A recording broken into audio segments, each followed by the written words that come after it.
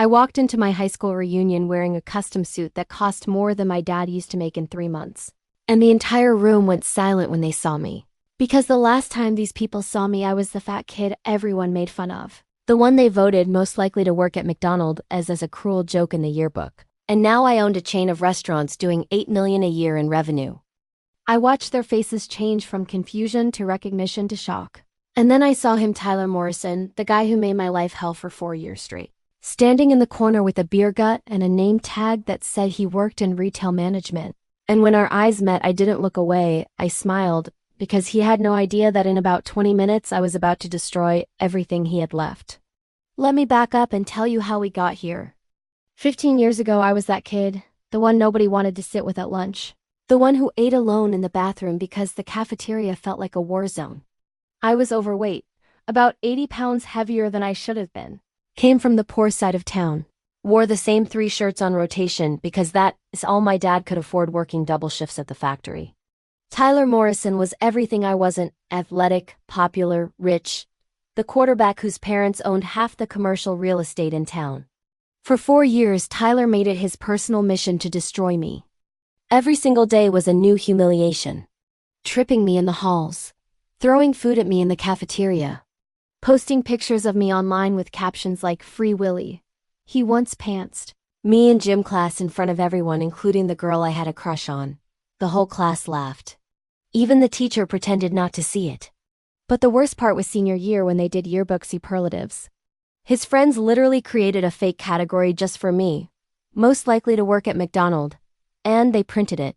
Actually printed it in the official yearbook with my photo. When I saw it, I wanted to die. My dad saw that yearbook and I watched something break in him. He looked at me with tears in his eyes and said, "Son, I'm sorry I can't give you what these rich kids have." I told him it wasn't his fault, but I wasn't fine. I was burning with shame and rage and this desperate need to prove them all wrong. Graduation day, Tyler gave a speech as valedictorian, and he talked about reaching for your dreams and the bright futures ahead of us. And when he said that, he looked right at me in the crowd and smirked. Something calcified in my chest right then. Turned all that shame into pure fuel. I didn't go to the graduation parties. I went home and made a plan. A real plan. Because I realized these people peaked in high school. This was their mountaintop. But for me, this was rock bottom. And the only direction I could go was up. I took out student loans, worked 3 jobs, put myself through community college and then state university studying business and hospitality management. I lost the weight, all of it, spent 2 years transforming my body in the gym at 5 a.m. before my morning shift. I learned everything about the restaurant industry. By 25, I'd saved $37,000, every penny from tips and overtime, and I used that money to buy a failing taco truck. I rebranded it, changed the menu, worked 18-hour days 7 days a week for 2 years straight, and turned it into the most popular food truck in the city. At 27, I opened my first brick-and-mortar restaurant. 40 seats. Mine. Within 6 months, we had a waiting list every night. I opened a second location at 29, a third at 30, and by 32, I had 12 restaurants across 3 cities, a catering company, and a food brand selling sauces in grocery stores. I was pulling in $8 million a year in revenue and personally clearing about $600,000 in profit. I'd done it all myself. Every dollar earned. Every success built on the foundation of that fat poor kid they'd laughed at. When the 15-year reunion invitation came, my first instinct was to throw it away. But then I thought about Tyler, about that smirk, about most likely to work at McDonald's, and I decided I wasn't going to hide anymore. I was going to show them exactly what a winner looks like. I did my research first, because I'm a businessman now, and businessmen gather intelligence. Tyler never left our hometown.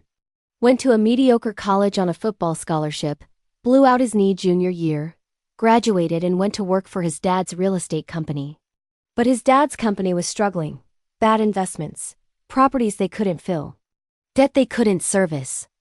Tyler himself had gotten divorced, gained 50 pounds, was working as a retail manager at a sporting goods store in one of his family's strip malls, making maybe $45,000 a year, living in a rental.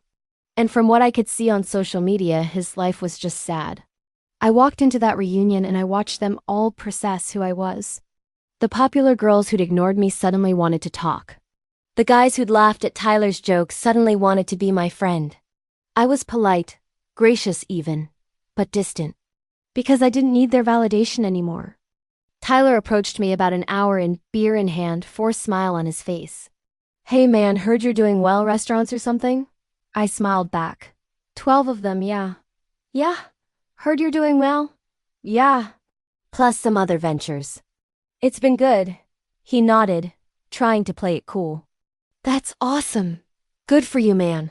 There was this awkward pause. All those years, all that cruelty, hanging between us like smoke. You still working for your dad? I asked, even though I knew the answer. His face tightened. Actually, I'm in retail management now. Morrison Sporting Goods over in the Riverside Plaza. I knew it very well. I'd actually been looking at buying that plaza for 3 months. It was undervalued, poorly managed, and the Morrison family was desperate to offload it because they were drowning in debt. Oh yeah, I know that plaza, I said casually. Actually, I'm in final negotiations to buy it. The blood drained from his face. What? Yeah, investment property. Good bones. Just needs better management. I'm planning to renovate, bring in some higher-end tenants, probably adjust the rental rates to market value. Tyler's hand was shaking. He knew exactly what that meant. If I raised his store's rent, they'd have to close. They were barely breaking even. You're buying the Riverside Plaza? Closing next week, actually. I watched him process this. Watched him realize that the fat kid he tortured now held his livelihood in his hands. And there was nothing he could do about it. He tried to laugh it off. Well, I'm sure you'll be fair about the rent increases, right? I mean, we've been there for years. I looked at him, really looked at him. And I thought about every time he'd humiliated me. Every laugh at my expense. That yearbook photo. My dad's tears. Market rate is market rate, I said. It's just business. The next week I closed on the property. Immediately raised the rent on Morrison Sporting Goods by 250% to bring it in line with comparable retail spaces. Within 60 days, they couldn't make the payments and had to close the store. Tyler's family lost their anchor tenant, which triggered defaults on their other loans, and within 6 months, the entire Morrison real estate portfolio collapsed. They had to declare bankruptcy. Lost everything. I heard through the grapevine that Tyler had to move back in with his parents who downsized to a small condo. He was working at a gym now, teaching fitness classes, making maybe $30,000 a year if he was lucky. Some people said I was ruthless. That I'd destroyed his family's business out of spite. But here's the thing, I charged market rate, that's it. If their business model couldn't sustain market rate rent, then their business wasn't viable. That's capitalism. That's reality.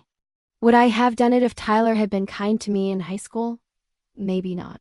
Maybe I would have given them a sweetheart deal, but he wasn't kind. He was cruel, and actions have consequences. Even if those consequences take 15 years to arrive. I'm 35 now. I own 23 restaurants. My company is valued at $42 million. I drive a car that costs more than Tyler's parents' condo is worth. And I sleep like a baby every night because I earned every single thing I have. And I sleep like a baby every night, because I earned every night because I earned every single thing I have. Because I earned every single thing I have. Tyler taught me something valuable. He taught me that the people who peak early, who build their self-worth on making others feel small, they're actually showing you their ceiling. They're telling you that cruelty is all they have because they know deep down they're not special enough to succeed on merit. Every time he called me fat, every time he made me feel worthless, he was really just revealing his own emptiness. His own fear that without his parents' money and his high school glory he was nothing. And he was right to be afraid. Because that's exactly what happened. I don't hate Tyler anymore. Honestly, I don't feel anything about him at all. He's irrelevant. A footnote in my success story. The before picture that makes my after picture so satisfying. Do I feel bad that his family lost everything? Not even a little bit. Because they raised a son who thought it was okay to torture someone for being poor and overweight. They created that monster. And when that monster's cruelty came back to bite him, that's called karma. Here's what I learned. The best revenge isn't confrontation.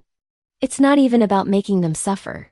The best revenge is becoming so successful that you forget they exist until you casually destroy their life without even trying, as a side effect of your own success.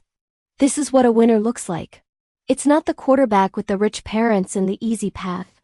It's the kid who got knocked down and decided that staying down wasn't an option. Who turned pain into fuel and shame into ambition. Who built something real from nothing while the bullies coasted on their parents' money until it ran out. If you enjoyed my story, please like and subscribe. Share this with anyone who's ever been told they weren't good enough, that they wouldn't amount to anything. Because here is the truth: the people who peak in high school are making a bet that life won't demand anything more from them than being popular and cruel. And when life eventually demands substance, they have nothing to offer.